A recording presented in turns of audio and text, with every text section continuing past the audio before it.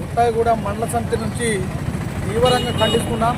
సుమారు ఈ స్థలం 35-40 సంవత్సరాల నుంచి కమ్యూనిస్ట్ పార్టీ కార్యక్రమాలుగా ఇక్కడ ఏజెన్సీలో జరిగే కార్యక్రమాలు మొత్తం ఈ స్థలంలోనే జెండా ఎత్తుతూ సోందె వెంకటేశ్వరరావు గారు సెక్రటరీగా ఉన్న కాలం నుంచి కూడా ఇక్కడ గుట్టాయిగూడెం సెంటర్లో వెంకట్రావు గారు అని సెక్రటరీ గతంలో చేశారు.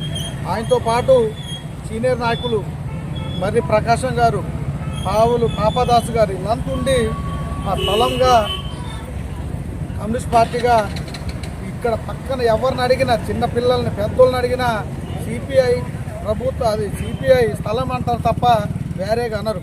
ఇది పోలీసు బలగాలతో, రెవెన్యూ సిబ్బందితో ఎంఆర్ఓ గారు ఈ రోజున తిండి తినక పేదోళ్ళు కూలీ నాలి చేసి సుమారు ఒక 8 లక్షల రూపాయలు రేపు పొద్దున ప్రారంభమండి. మా రాష్ట్ర కార్యదర్శి గారు వస్తున్నారు.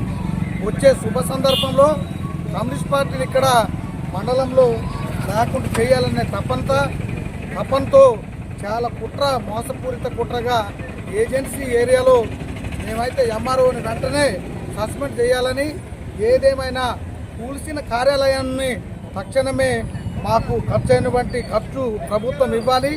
లేనితో ఎంఆర్ఓ ఆఫీస్ ముందు రేపు భారీ ఎత్తున సుమారు 1000 మందితో ఎంఆర్ఓ ఆఫీస్ ముందు ధర్నా చేయబోతున్నాం.